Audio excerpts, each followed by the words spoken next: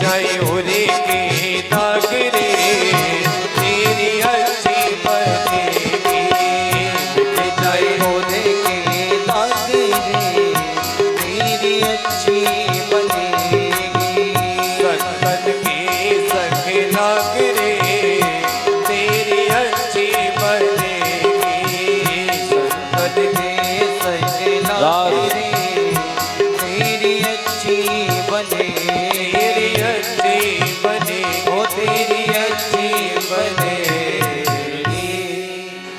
बोलिए सद्गुरुदेव भगवान की जय हो। श्री राधा हरि शरण।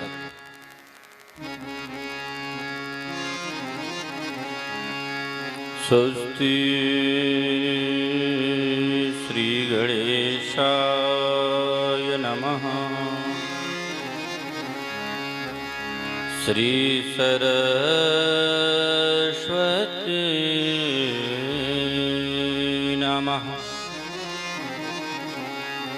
श्री सद्गुरुदेव चरणकमलेभ्यो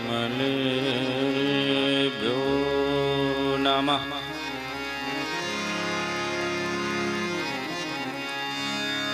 श्री सीतानाथ समारंभा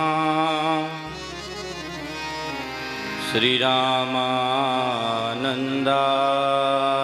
मध्यमा अस्मदाचार्य पर्यन्ता वन्दे श्री गुरु परंपरा।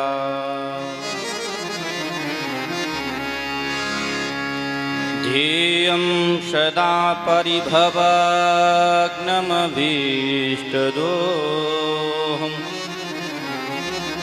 तीर्थास्पदं शिवविरञ्च शरण्यम्। भृत्यार्तिहं प्रणतपाल भवाब्धिपोतं वन्दे महापुरुष ते चरणारविन्दम्।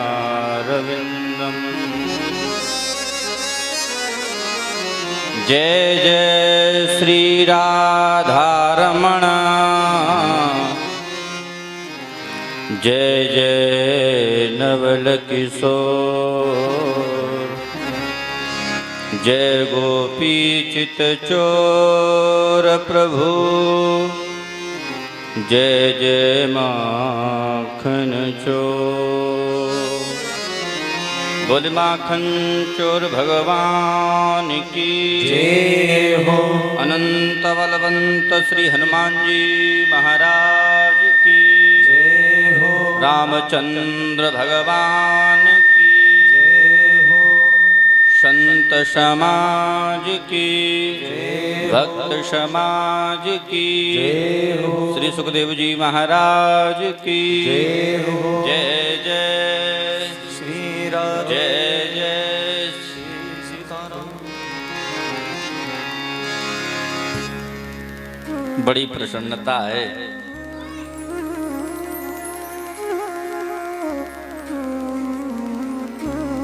भगवान की कृपा से सुंदर कथा सुनने के लिए मिल रही थी।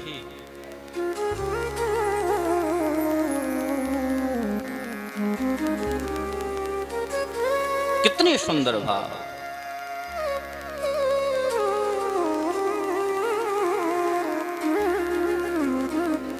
कथा में प्रवेश करने से पूर्व कुछ क्षण भगवान नाम संकीर्तन। श्रीमन्नारायण नारायण नारायण श्रीमन्नारायण नारायण नारायण लक्ष्मी नारायण नारायण नारायण लक्ष्मी नारायण नारायण नारायण श्रीमन्नारायण नारायण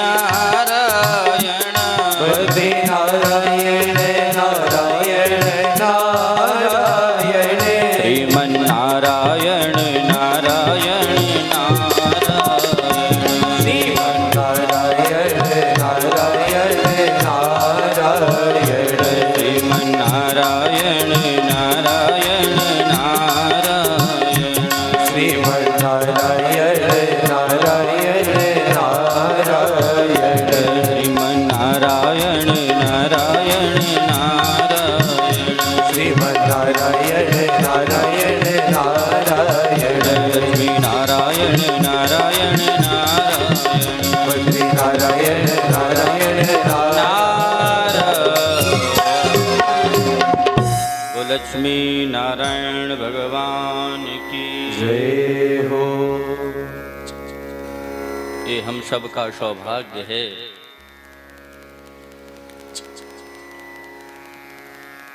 कि भागवत कथा हम सबको सहजता में सुनने के लिए मिल रही है। ये सौभाग्य है। हद लगे न फिटकरी,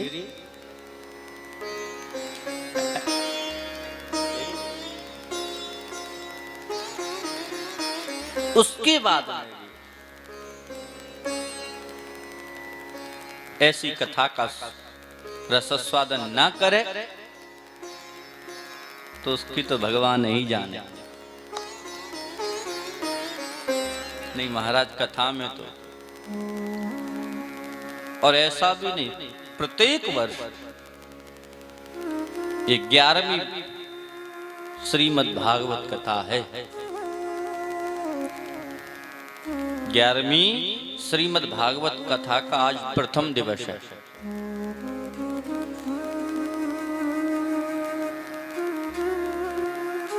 मैं कहना चाहता हूं ये भागवत कथा भगवान की कृपा से मिलती है, पूर्वजों की कृपा से मिलती है, पूर्वजों की दया से मिलती है। जीव के भाग्य के जन्मांतरे भवेत् पुण्या, जब जीव के पुण्य उदय होते हैं तब कथा सुनने के लिए मिलती है, सत्संग करने के लिए मिलता है। तदा भागवतम लभेत्, वरना महाराज किसके भाग्य में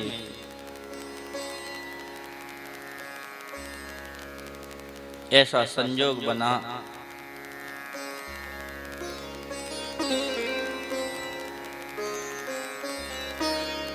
परम श्रद्धेय आचार्य कृष्ण मुरारी जी। देखो भगवान के नाम में 2 नाम एक साथ नहीं,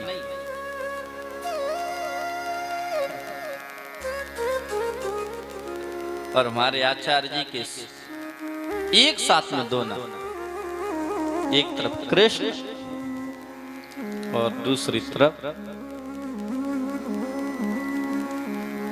कृष्ण शब्द की संधि ये होती है जिस प्रकार मल्हा जो मछली को फांसता है ना, उसके पास बंसी होती है। वो बंसी कैसी होती है? वैसी होती जैसे कृष्ण में जो नीचे री लगा रहता है उसमें फंस जाए फिर निकलने वाला नहीं। तो भैया वैसे ही हमारा हो गया।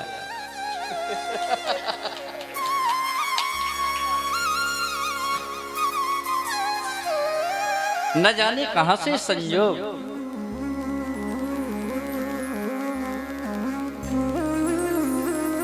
ये भगवान की कृपा है।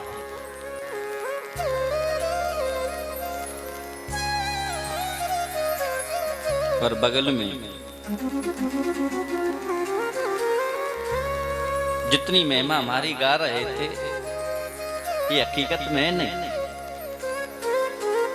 स्पष्ट कह रहे हैं।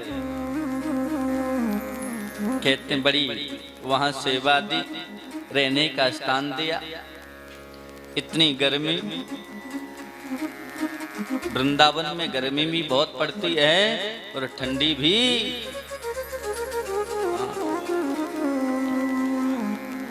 और स्वामी जी आराम से छत पर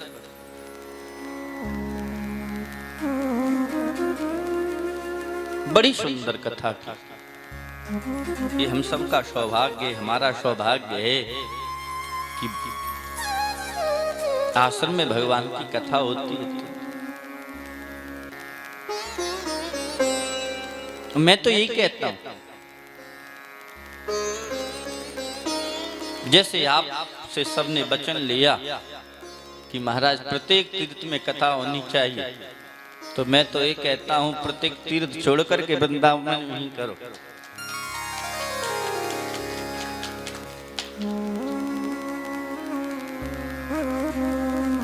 आपका आश्रम, आपकी व्यवस्था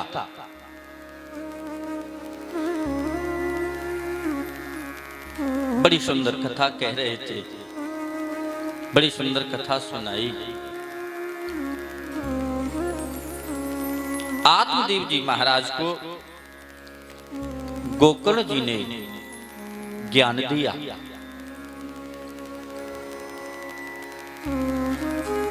ज्ञान लेने के लिए बड़ा व्यक्ति नहीं ढूंढना पड़ता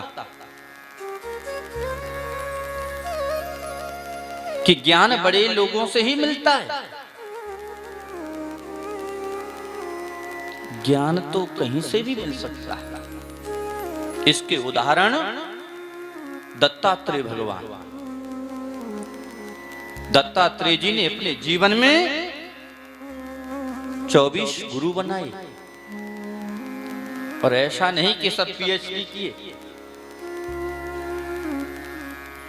और यहां तक एक कुमार गामिनी को गुरु बनाया, वैश्या को गुरु बनाया, और वैश्या से भी सीख ली। तो शिक्षा कहीं से भी मिलती है, पर शिक्षा ग्रहण करने वाला होना चाहिए। ग्रहण करने वाला व्यक्ति कहीं से भी शिक्षा ले सकता है, और न करने वाला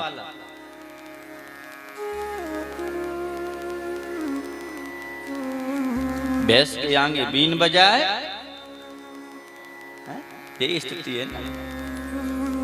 तो उसको कितनी भी शिक्षा दो, उसको लेना ही नहीं, तो तुमको उल्टा देने लगे। हनुमान जी महाराज और थोड़ा रावण के संवाद को देखेंगे तो रावण ने हनुमान जी से कहा, मिला हमें कभी गुरु हड़ क्या नहीं, बताओ ये बंदर हमको गुरु मिला, हमको दुनिया में कोई गुरु ही नहीं मिला। जबकि वहां से शिक्षा ली जा सकती थी।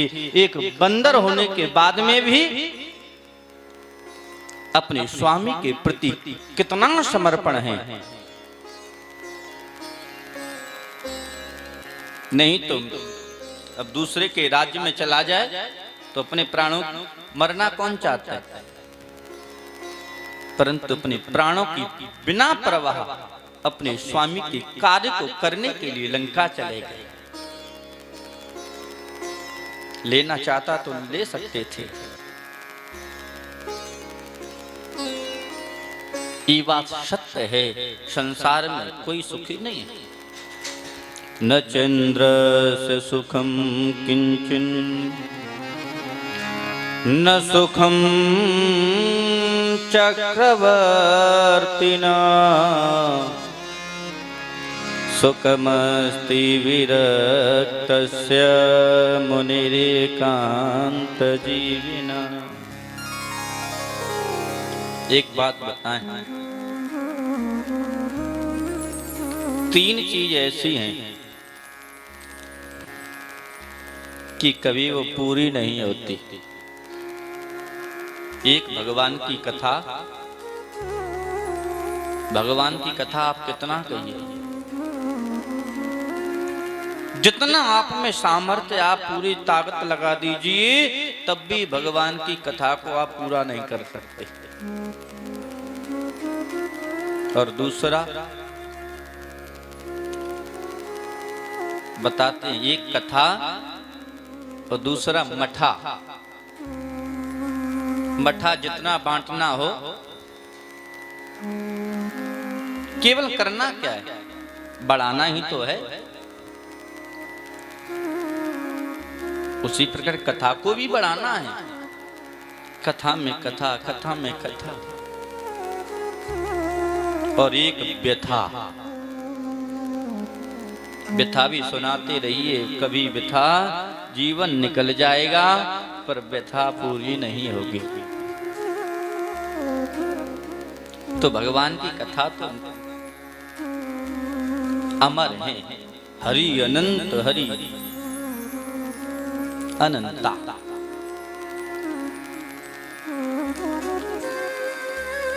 तो संसार में कोई सुखी नहीं है। गोकर्ण जी महाराज ने अपने पिता को ज्ञान दिया और पिताजी से कहा, पिताजी धर्म भजस्व सततम। पिताजी धर्म को भजो। बताया एक लौकिक धर्म है, एक अलौकिक धर्म है। अगर हम लौकिक को पकड़ते हैं तो लौकिक धर्म हमको नीचा दिखा देगा। इसलिए पिताजी अलौकिक धर्म को पकड़िए। वो धर्म क्या है?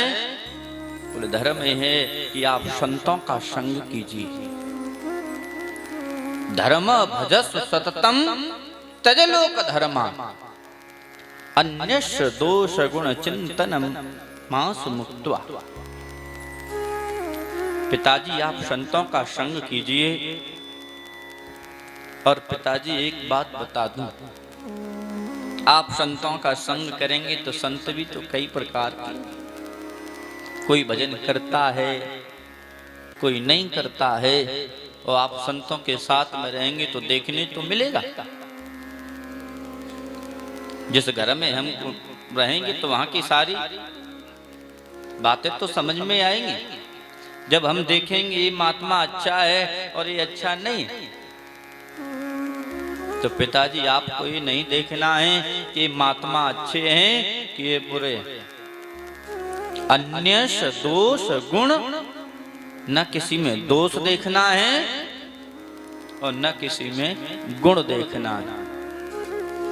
अगर किसी में दोष देखते हैं तो अपराध बनेगा, और जब अपराध बनेगा तो अवश्यमेव भोक्तव्यम कृत कर्म शुभाशुभ। जब दोष देखेंगे तो अपराध होगा, और अपराध होगा तो फिर तो। और पिताजी न किसी में गुण देखो। अगर गुण देखेंगे तो बंधन होगा। ये बहुत अच्छे हैं, अच्छे के चक्कर में बंधन हो गया। बंधन हुआ तो फिर वहीं से लीला प्रारंभ। इसलिए पिताजी शिवस्व साधु पुरुषा, साधुओं के साथ में रहिए। ये मत देखिए कौन अच्छा कौन बुरा, किस में गुण किस में अवगुण। आप तो केवल सेवा कीजिए और भगवान की कथा का रसास्वादन करना पिताजी, और आपको कुछ नहीं। और ऐसा ही श्री आत्मदेव जी ने किया। घर को छोड़ दिया, जंगल चले गए। कहते हैं आत्मदेव जी महाराज ने भागवत के 10वें स्कंद का पाठ किया। क्योंकि आत्मदेव जी कोई कमजोर नहीं थे, चारों वेदों के ज्ञाता थे। परंतु एक अंदर मोह था, उस मोह के चक्कर में, क्योंकि नाना ग्रह कार्य जंजाला, तो मन में एक इच्छा थी पुत्र हो जाए। पुत्र ऐसा हुआ कि आज घर छोड़ करके आत्मदेव जी ने अपने शरीर को पूरा किया। धुंधकारी का गोकर्ण जी महाराज ने कथा सुनाई, मोक्ष हो गया। भागवत की विधि नारद जी महाराज ने सनकादिक ऋषियों को सुनाई। सनकाद्य पुरा प्रोक्तम नारदाय दया परे। तो नारद जी को दया करके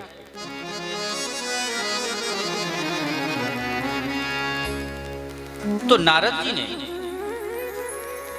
कुमार जी से प्रार्थना की, महाराज आपने बड़ी सुंदर कथा सुनाई, पर इस कथा की सुनने की विधि क्या है? मैं विधि विधान से सुनना चाहता हूं। तब कुमार जी ने कहा, नारद जी इसकी विधि तो कोई विधि नहीं है, पर सुनने की दो विधि हैं। तब विधि सुनने के लिए कहा तो कुमार जी ने कहा, ना दिनानाम नियमो नास्ति, कथा सर्वदा भवेत्। भगवान के नाम में क्या विधि और क्या विधान, भगवान की कथा के लिए क्या विधि और क्या विधान। परंतु नारद जी, कुछ लोगों के मन में इच्छाएं होती हैं, तो जो निष्काम सुनना चाहता है उसके लिए कोई विधि नहीं, वो तो कभी भी भगवान की कथा, भागवत कथा सुन सकता है। परंतु जिसके मन में इच्छा है सकाम सुनने की, तो वो बढ़िया सुंदर ज्योतिषी के पास जाए और ज्योतिषी से जाकर के एक सुंदर सा मुहूर्त बनवावे, अच्छा मुहूर्त बनवावे। उसी मुहूर्त के अनुसार वो अपने कार्य को आगे बढ़ाए। और कुमार जी, कथा कहाँ सुनना चाहिए इसके विषय में बताया। तो कहते हैं कथा तीर्थ में सुनना चाहिए।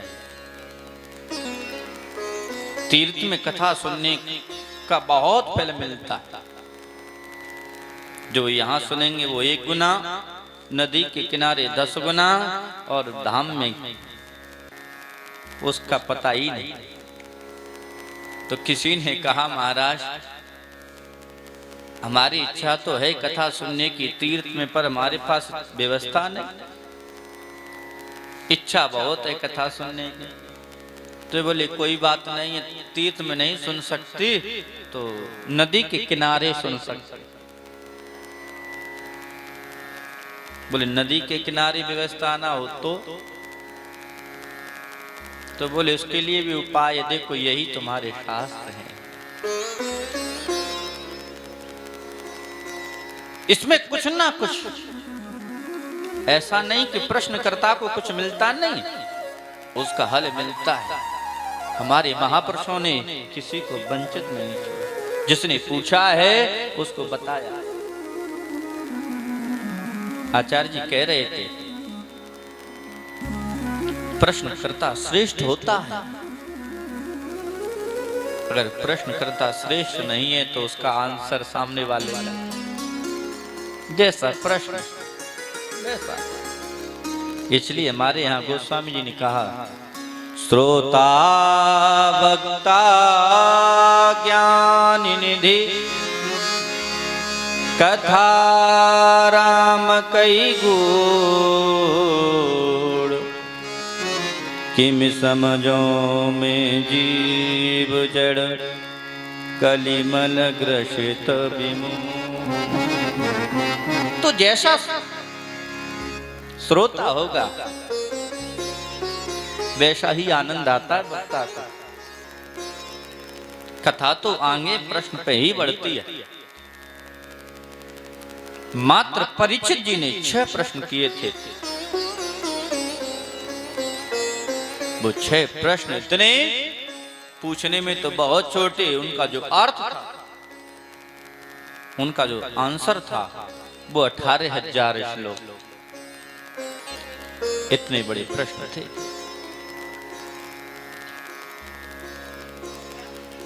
तो नदी के किनारे कथा करना चाहिए।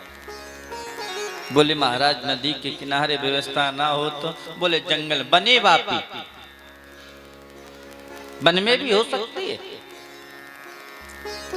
और महाराज वन में भी ना हो तो बोले कहीं मत करो, अपने नगर में ही कर लो, अपने गांव में ही कर लो, क्योंकि स्थान की बड़ी महिमा होती है। अगर स्थान सही नहीं है तो आप कितना भी अच्छा उसमें बीज डाल दो, ऊसर भूमि बए फल जथा। ऊसर भूमि में आप अच्छे से अच्छा बीज डाल दीजिए, वो कभी उग नहीं सकता। अगर स्थान अच्छा है, कमजोर बीज भी रहेगा ना, तो अपना प्रभाव दिखाएगा। तो नारद जी कोई बात नहीं, नगर में बढ़िया सुंदर व्यवस्था देख करके कथा करानी चाहिए। अब कथा की इच्छा ब्राह्मण, अब आई वक्ता की बात। वक्ता कैसा होना चाहिए? तो ब्रक्तो वैष्णवो विप्रो वेद शास्त्र विशुद्धिकृत दृष्टांत कुशलो धीरो वक्ता कार्योति निष्प्रिय। वक्ता ब्राह्मण होना चाहिए। ब्रक्तो वैष्णवो विप्रो, वैष्णव होना चाहिए। वैष्णव किससे कहते हैं? तो वैष्णव कहते हैं जो विष्णु, भगवान राम, कृष्ण, भगवान शंकर की दीक्षा से दीक्षित हो। अगर दीक्षित नहीं है तो वैष्णव नहीं है। तो भगवान की दीक्षा लिया हो, मंत्र लिया हो, और वक्ता कैसा हो? बोले निष्प्रिय। निष्प्रिय का अर्थ होता है लोभ रहे। परंतु आज की कथा तो ऐसी हो गई है,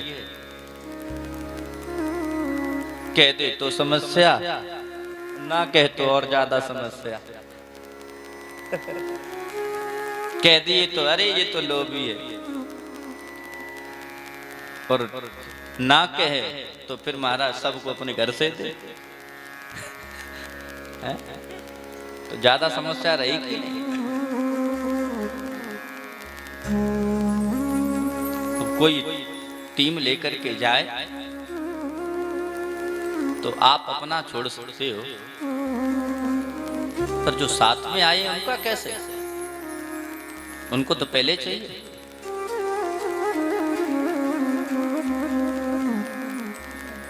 और भैया दुनिया सब जगह खर्च कर सकती है, सब जगह खर्च कर सकती, पर यहां जब वैदिक बात आ जाए तो जितना चाहे तो अपनी मुट्ठी को बंद कर लेता है।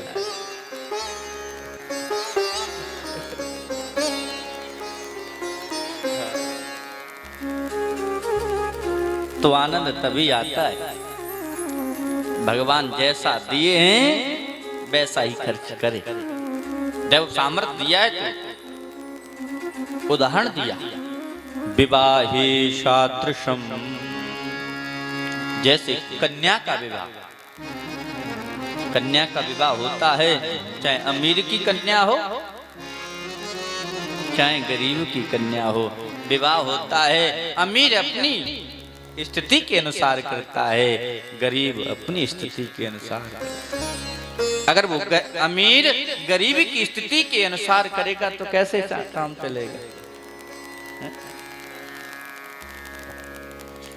तो अगर गरीब भी अमीर की तरह करेगा तो भी गड़बड़ है। तो कम से कम अपने हिसाब से करना चाहिए। तो वक्ता वृक्त होना चाहिए। और वक्ता कैसा होना चाहिए? वक्ता अनेक धर्म की कथा को कहने वाला ना हो, नहीं तो वो समस्या में डाल देगा। अनेक धर्म विभ्रांता। और जब उसने दोनों तरफ की कथा सुना देगा तो वो तो जाएगा ही जाएगा, वो आपको भी ले जाएगा।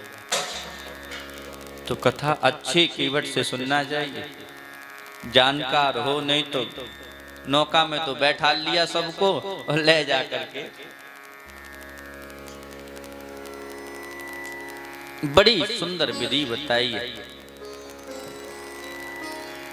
नारद जी महाराज ने फिर विधि विधान से भागवत की कथा सुनी कुमार जी से श्रावण के महीना में, और उसी कथा में सबके लिए विमान आए, क्योंकि मन में गलानी थी ना।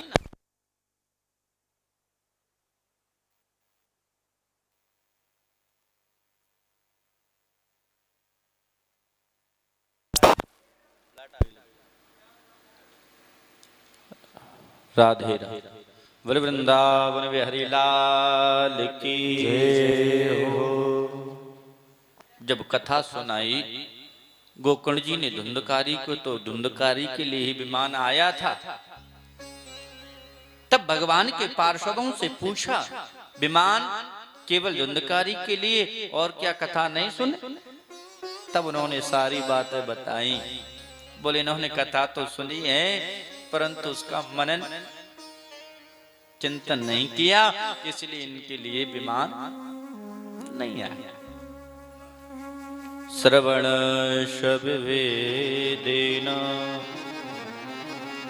फल वेदोत्र संस्थिता। इसलिए सुनने में वेद तो फल में वेद। अगर उसका मनन चिंतन करते, क्योंकि मनन करेंगे तभी तो प्रायश्चित। इधर से सुनी इधर निकाल दी तो फिर क्या हाथ लगा? जब तक चिंतन नहीं है तब तक जीवन में कुछ नहीं है, क्योंकि मनुष्य मानव अपने शरीर का स्वयं निर्माता होता है। उसको कैसी मूर्ति अपनी बनानी है, अच्छी बनानी है तो पग पग पर चिंतन करेगा, और नहीं तो कुमार्ग पे जाना है तो कुमार के लिए तो कोई चिंतन ही नहीं।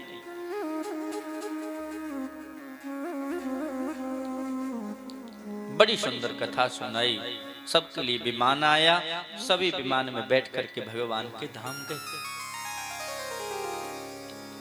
महिमा देखो, अयोध्या में जब भगवान जा रहे थे तो अयोध्या वासियों को सबको अपने साथ में लेकर के गए, और यहाँ केवल गोकर्ण जी महाराज ने अपने श्रोताओं को भगवान की कथा सुनाई, और उस कथा के माध्यम से ही सबको लेकर के चले गए। अयोध्यावासिन पूर्वम यथा रामेण संगता तथा कृष्णेन ते गीता। तथा कृष्णेन, तो भगवान की कथा सुनाई और कथा को सुना करके ही ले गए। तो भगवान की कथा में तो महाराज बहुत मुक्तत्व है, उसको एक बार सुन तो ले, एक बार भगवान का सत्संग तो कर ले। जब भगवान का सत्संग कर लेता है तो अपना आप उसको रास्ता मिल जाता है।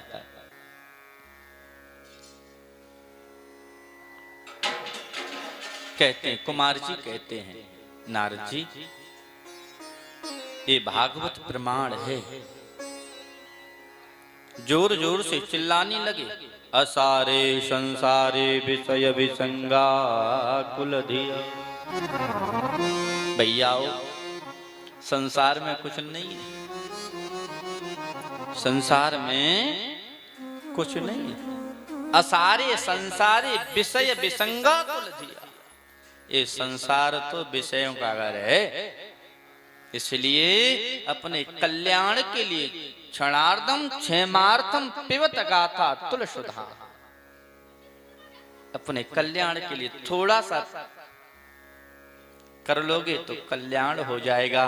बोले क्यों? बोले परीक्षित साक्षी, परीक्षित साक्षी है।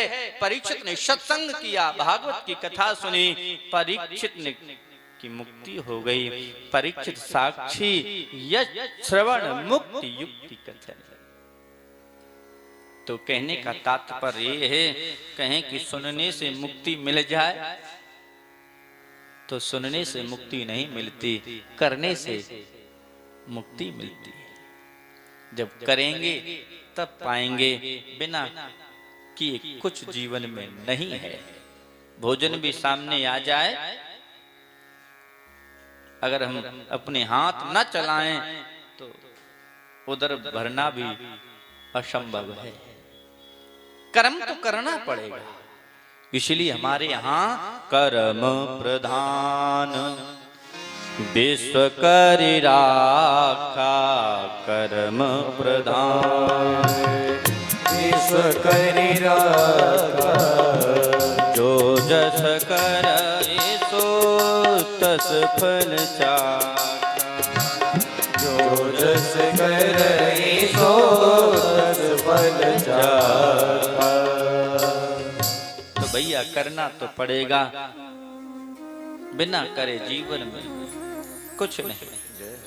करोगे तो मुक्ति, नहीं तो फिर ऑलरेडी हमारे यमराज महाराज का तो है ही है, कहीं ना कहीं तो जाना पड़ेगा।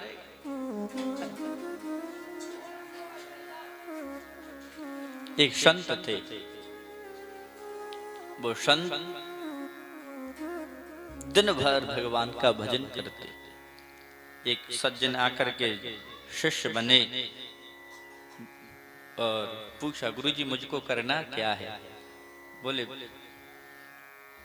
बेटा करना कुछ नहीं है, केवल इतना कहना है, राम कहे सो मुक्ति पावे। करने की आवश्यकता ही नहीं, राम कहे सो मुक्ति पावे।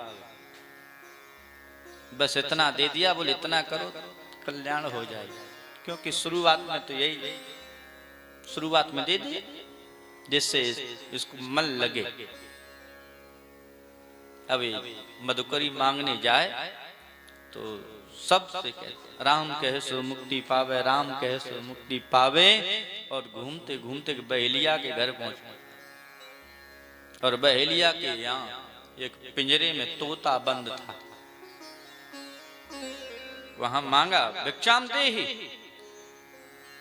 आवाज लगाई, और आवाज लगा करके कहने लगा, राम कहे सो मुक्ति पावे। तब तक वो तोता बोल पड़ा। तोता कहने लगा, हे महात्मन, मैं तो यहाँ दिन रात राम राम जपता हूँ, मेरी तो इस पिंजरे से मुक्ति होती ही नहीं।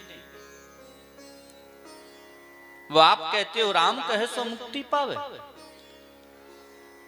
तो मेरी मुक्ति हो जाना चाहिए। अब गुरुजी ने इतना ही बताया था तो बेचारे, ठीक है मैं आपको कल बताऊंगा, मैं अपने गुरुजी से पूछूंगा और जैसा वो बताएंगे मैं आपको बता दूंगा। मधुकरी लेकर के गए और जाकर के गुरुजी को प्रणाम किया और अपनी थैली को वहीं रखा और हाथ जोड़ करके पूछा, गुरुदेव आपने कहा था राम कहे सो मुक्ति पावे, और आज ऐसी घटना घटित हुई, एक तोते ने मुझसे पूछ लिया। मैं तो बहुत दिन से मुक्त होने के लिए भगवान का नाम ले रहा हूं, मेरी मुक्ति नहीं हुई। तो गुरुदेव मेरी तो समझ में नहीं आया। तब गुरुजी ने बताया, बेटा ये तो मैंने सरल सा तुझको बता दिया था, पर इसके पीछे और भी कुछ है, इसके पीछे और है। गुरुदेव क्या है? बोले इसके लिए पीछे करना पड़ेगा, इसकी विधि है, उपाय है, बिना उपाय से कुछ नहीं। उपाय क्या है? जाकर के बता देना, ऐसा ऐसा गुरुजी ने कहा है।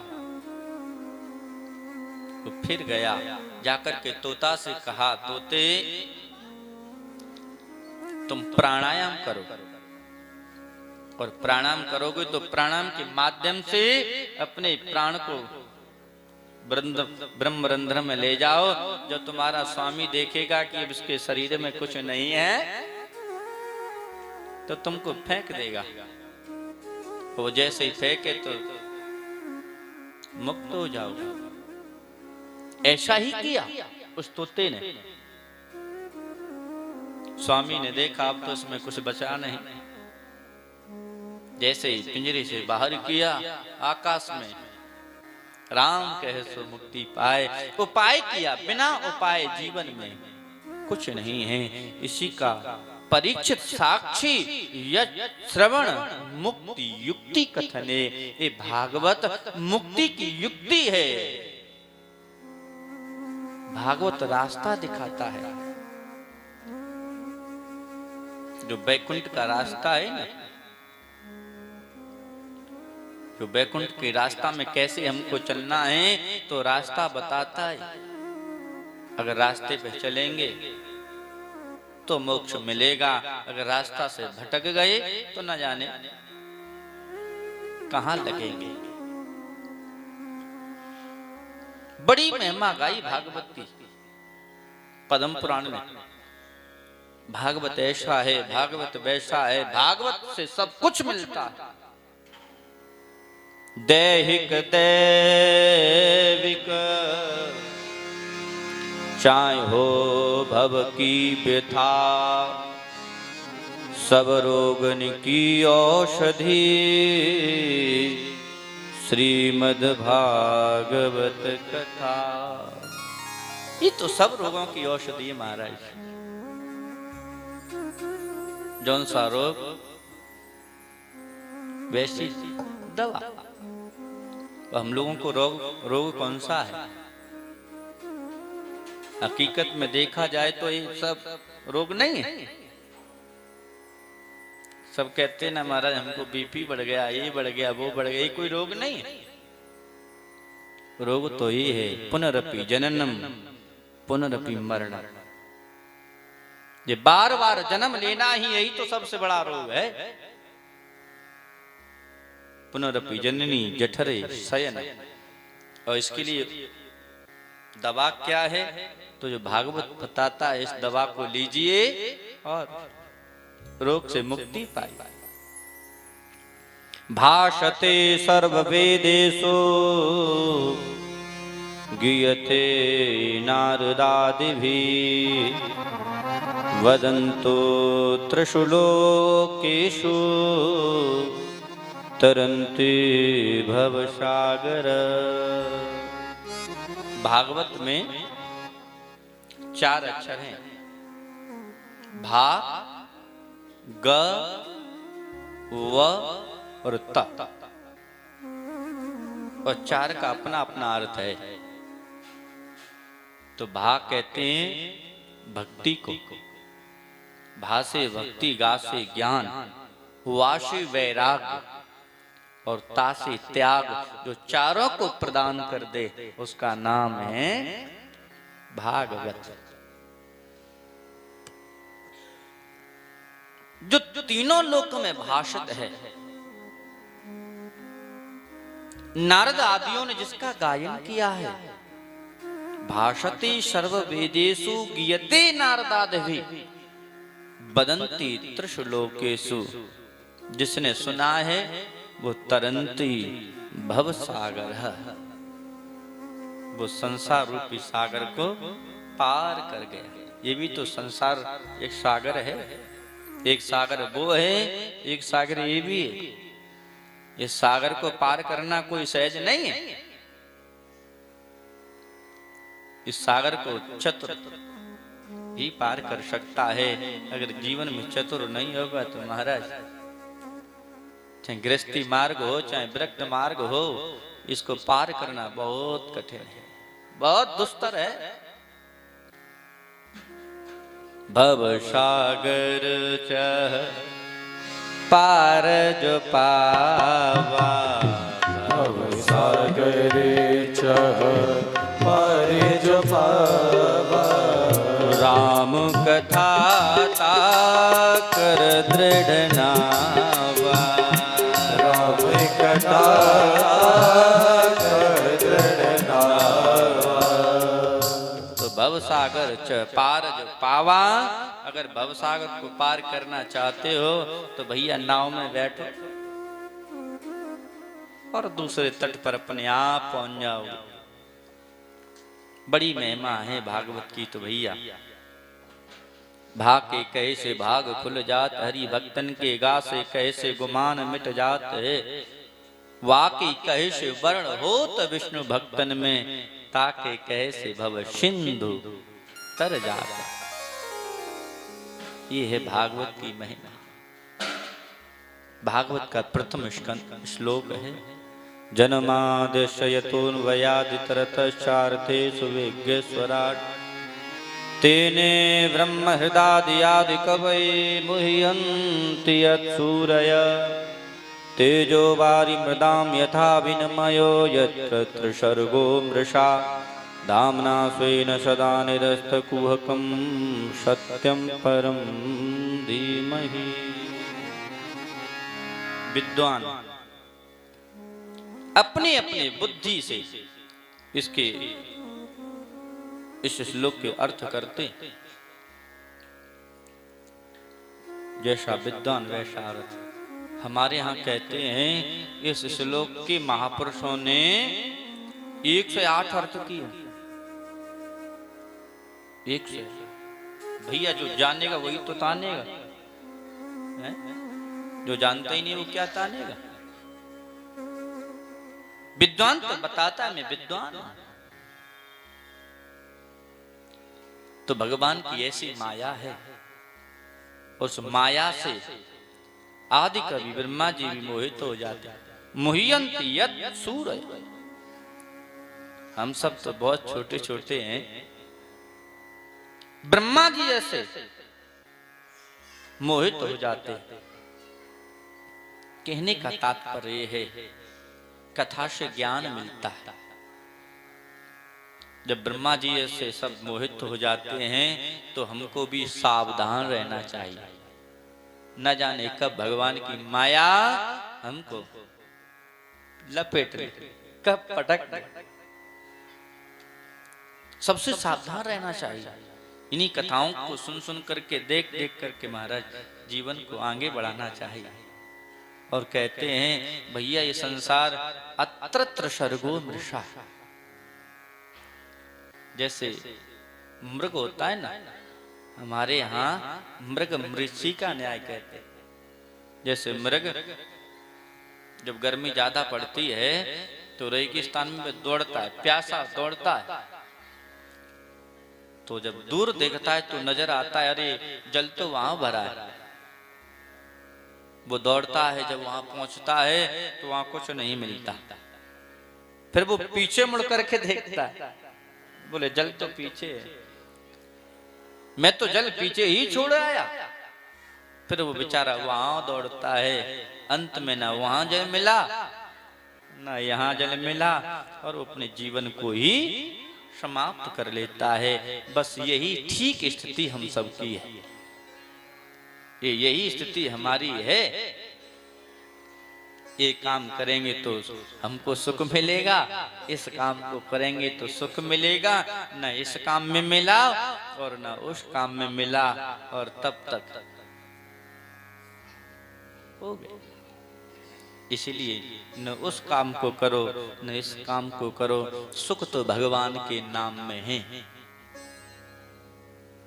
भगवान के नाम में सुख है। जितना आप उसको आनंद से लेंगे उतना ही आपको सुख की अनुभूति होगी। इसलिए तो हनुमान जी महाराज की कौन,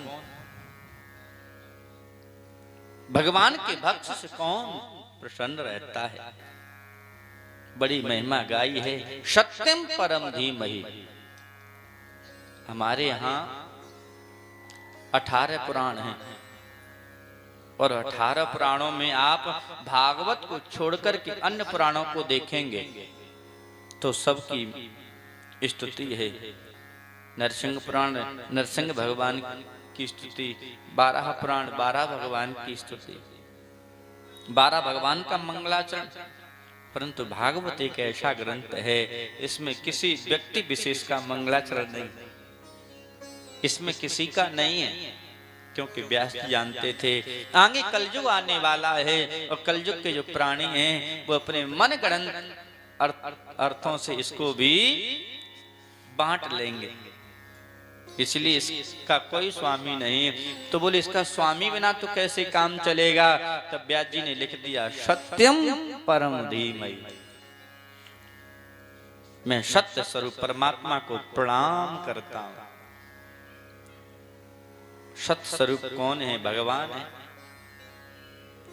भागवत के आदि में, भागवत के मध्य में, भागवत के अंत में भगवान को सत्य सत्य कहकर के सत्य व्रतम सत्य परम त्रिसत्य सत्य से योनिम निहत्य च सत्य। और भगवान गोस्वामी जी ने भी धर्म न दूसर सत्य समाना, धर्म न दूसर सत्य समान।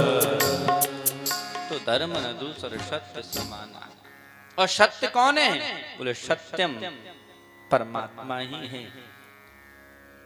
आपको सुनाया सच्चिदानंद रूपाय, व्याख्या सुनाई ना। सच्चिदानंद में 3 शब्द हैं और 3 शब्द जुड़ करके ही सच्चिदानंद बना। जो सच्चिदानंद की फुल फॉर्म है तो कहते हैं सत प्लस चित प्लस आनंद बराबर सच्चिदानंद। तो जो सत्य है वही परमात्मा है। सत्य का कभी नाश नहीं होता। सत्य था, सत्य है और सत्य ही रहे। भगवान थे, भगवान हैं और भगवान ही हैं। ऐसे सत्य स्वरूप परमात्मा को हम प्रणाम करते हैं। भागवत के भागवत का बड़ा सुंदर निरूपण किया है। निगम कल्पतरोर्गलितं फलम सुख मुखात् मृतद्रव संयुतम। कहते हैं निगम कल्पतरोर्गलितं फलम, निगम रूपी वृक्ष का पका हुआ फल है श्रीमद् भागवत कथा। गलितम फलम, गलत कहा जाता है पके को। तब किसी महापुरुष ने व्यास जी से पूछा, जय जय आप कहते हैं कि गलित फल है और फल जब वृक्ष से गिरता है, पका हुआ फल वृक्ष से गिरे धराधाम पर तो वो तो किसी काम का नहीं रहता। पका हुआ फल धरती पर गिरे तो फूट जाता है, न उसको खा सकते न कुछ। तो व्यास जी ने कहा भैया ये फूटा फाटा नहीं है, ये बिल्कुल सुरक्षित है। कैसे सुरक्षित है मैं समझ में नहीं आया। तब कहा बोले शाखा प्रति शाखा जो फल आवे उसका कभी विच्छिन्न नहीं होता, वो कभी फटता नहीं है। अब शाखा शाखा गिरेगा तब तो इस प्रकार ये भी शाखा से ही आया है। भगवान की शाखा से ब्रह्मा जी, ब्रह्मा जी से व्यास और व्यास से सुख और सुख के द्वारा परीक्षित जी महाराज। तो बोले आप कह नहीं सकते ये पका हुआ, आप कह नहीं सकते पका हुआ है। बोले हाँ हम बता सकते, कह सकते। क्यों? बोले देखो जो फल होता है ना, जिस फल में तोता अपनी चोंच लगा दे फिर वो पकाई हो जाता है। इस फल को भी सुख रूपी तोता ने खाया है तो कन्फर्म ये मीठा है। अब भगवान जाने कि तोता मीठे में लगाता है। अब प्रश्न उठाएंगे तो तोता तो मिर्ची भी बहुत तेज खाता है। तोता तो मिर्ची भी खाता है, अगर तोता मीठे में लगाता तो मिर्ची क्यों खाता है? तो कहते भैया ये तो साधारण तोता है और ये तोता तो अलौकिक। ये तोता की कौन बराबरी कर सकता है? ये तोता तो साक्षात भगवान एवं शंकर है, साक्षात भगवान शंकर हैं। शंकर ही सुखदेव बनकर के आए हैं।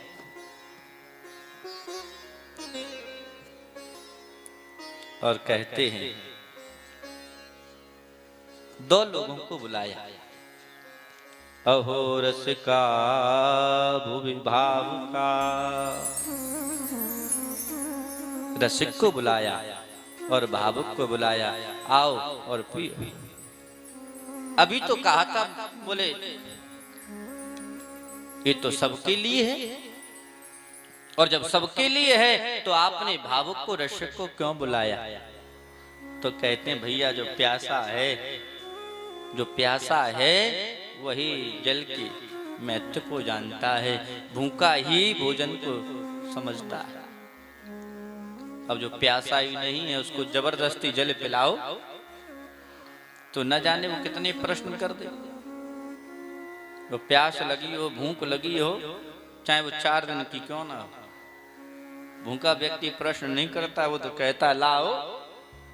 तो कहते जो रसिक हैं, भावुक हैं, ये भगवान की कथा के हमेशा भूखे रहते हैं, और मिल जाए और मिल जाए। जो सनकादिक बताए ना, सनकादिक ऋषि इतने भूखे हैं, इतने भूखे हैं कि पूछो मत। इनको सभा की जरूरत नहीं होती। चारों भाई विद्वान हैं और कथा सुनने में सब माहिर हैं। एक कथा सुनाते हैं, 3 बैठ करके सुनते हैं। कहीं चले तो फिर वो बैठ गए, दूसरे सुनाने लगे। बड़ी सुंदर कथा आती है। एक बार सनकादिक ऋषि 3 बैठे थे, एक कथा सुना रहे थे। संयोग ऐसा हुआ भगवान शंकर पार्वती के साथ में जा रहे थे और शंकर जी ने देखा तो शंकर जी ने प्रणाम कर लिया, क्योंकि देख रहे थे सबकी आंखें बंद। बड़े प्रसन्न हुए, पर माता पार्वती को क्रोध हो गए। ये देखो, ये जगत स्वामी है और इनको देख करके, अरे ये तो संसार का लौकिक है, शिष्टाचार है, कोई हमसे बड़ा आए तो उसको प्रणाम करें। कोई हमारे यहाँ भले बड़ा हो क्या छोटा हो तो राम नाम श्याम श्याम तो चलता ही है, परंतु ये तो इतना भी नहीं जानते। और कहते माता पार्वती को इतना क्रोध हो गया, इतना क्रोध हो गया कि श्राप दे दी। मूर्खो, तुम मंच पर बैठे हो और ऐसे लग रहे हो कि समाधि में बैठे हो। तुम नहीं जानते हो कि भगवान शंकर हैं। खड़े हो गए, प्रणाम किया, परंतु चारों सनकादिक ऋषियों के चेहरे पर बिल्कुल मलान नहीं है कि हमको श्राप दे दिया। बिल्कुल चिंतित नहीं है, बड़े प्रसन्न हैं। तो पार्वती मैया सोचने लगी, बताओ मैंने इनको श्राप दे दिया, और श्राप भी दिया तो ऐसा दिया, क्योंकि कथा होती है तो ऊंट बनने का श्राप दिया था। बोले हम श्राप देते तुम ऊंट हो जाओ। तब सनकादिक बड़े प्रसन्न, मैया आपने बहुत अच्छा किया। ये शरीर है, अब इससे क्रिया इत्यादि करना ही पड़ता है, कहीं नहाओ, कहीं यहाँ कहीं वहां। अब ऊंट बन गए, अब कोई परेशानी नहीं। अब आराम से खाएंगे, आराम से कथा सुनेंगे, क्योंकि भक्ति बीज पलटे नहीं, जो जुग जाए अनंत। भगवान का भक्त कहीं हो जाए। अंत में माता पार्वती को प्रायश्चित करना पड़ा, मुझसे अपराध हो गया, क्षमा मांगी। तो ब्रह्मा जी के महाराज क्षमा करना, अब अपराध तो हो गया। बोले नहीं, आप तो मैया हैं, ठीक है, आप कुछ दिन के बाद अपने रूप में आ जाओगे। इतना कह करके चली गई। तो भावुक को और रसिक को बुलाया। यहां सौनक जी महाराज ने सूत जी से 6 प्रश्न किए हैं। पहला प्रश्न ये किया, संसार में जो जीव है इसका कल्याण कैसे होगा? मंद सुमंद मतयो मंद भाग्या पत्रुता। संसार में किसी न किसी से कहीं उसका मंद भाग्य, कहीं गति है, कैसे जीवन, कैसे कल्याण होगा? सौनक जी ने दूसरा प्रश्न ये किया, महाराज शास्त्र पुराण तो बहुत हैं, कोई शास्त्र कुछ कहता है, कोई शास्त्र कुछ कहता है, अब सब एक बात बताएं तो समझ में आवे।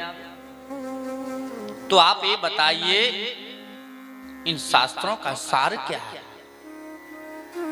इस शास्त्रों का अंतिम निचोड़ क्या है? तीसरा प्रश्न ये किया, भगवान ने देवकी के गर्भ से अवतार क्यों लिया? क्योंकि भगवान तो अजन्मा है, तो फिर अजन्मा है तो भगवान को अवतार लेने की क्या आवश्यकता? और अवतार लिए तो क्यों लिए? और भगवान ने किस अवतार में कौन सी लीलाएं की? और अंत में 6वां प्रश्न किया, जो भगवान धराधाम को छोड़ करके गए तो धर्म किसकी शरण में गया? ब्रूहि योगेश्वरे कृष्णे ब्रह्मणे धर्म वर्मणि स्वयं काष्ठा मदुनो पेते धर्म कम शरणं गता। धर्म किसकी शरण में गया? अब तो सूत जी ने जब 6 प्रश्नों को सुना तो सूत जी महाराज ने अपने गुरुदेव भगवान का ध्यान किया, स्तुति की, और स्तुति करने के बाद में बड़ा सुंदर उन्होंने विवेचन किया है।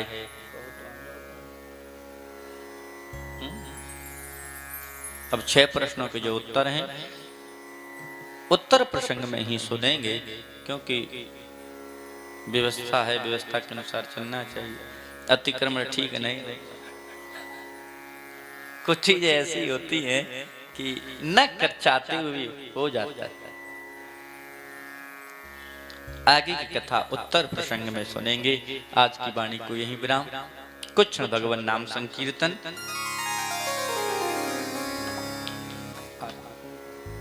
तैयार करो। श्रीमन्नारायण नारायण नारायण, श्रीमन्नारायण नारायण नारायण, श्रीमन्नारायण नारायण नारायण, श्रीमन्नारायण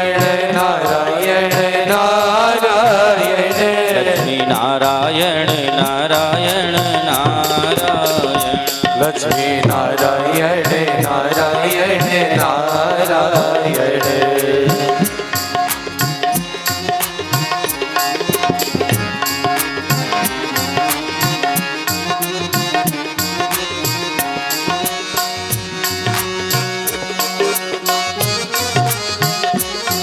श्रीमन्नारायण नारायण नारायण, श्रीमन्नारायण नारायण नारायण, श्रीमन्नारायण नारायण नारायण,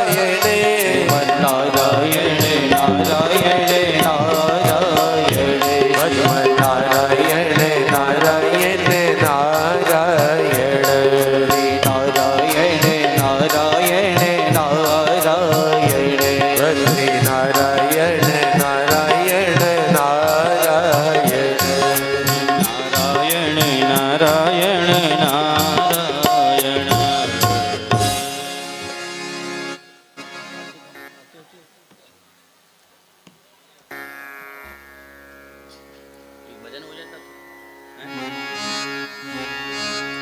गोकर्ण जी ने बड़ा सुंदर उपदेश दिया, उनके पिताजी ने बड़ा संतों का संग किया।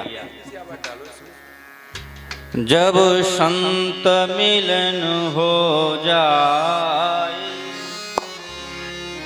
जब संत मिलन हो जाए, तेरी बाणी हरि गुण गाए, तब इतना समझ लेना, अब हरि का दरस होगा।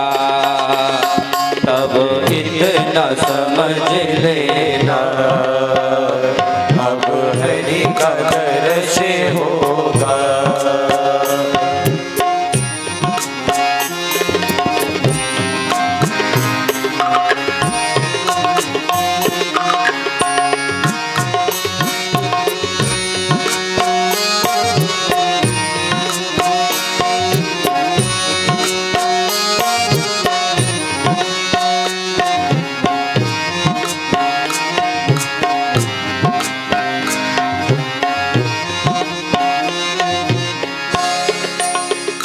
नहीं क्रोध किसी पे आए, नहीं क्रोध किसी पे आए, सब में तो नजर हरि आए।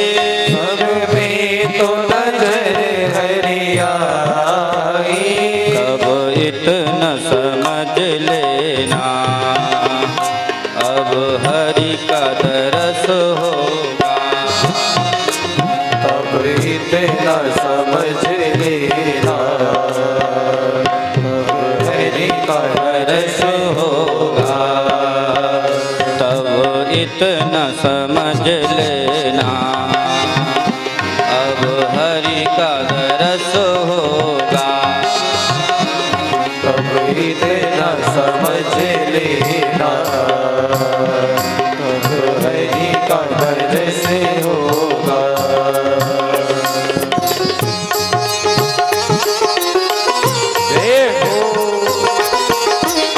काली सेवा करते हुए भाव से गाइए हरि बोल।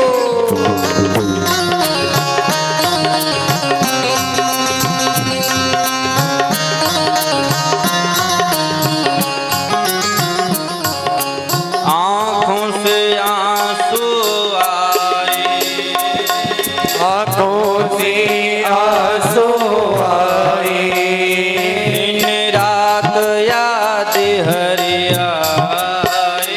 दिन रात याद हरि आए।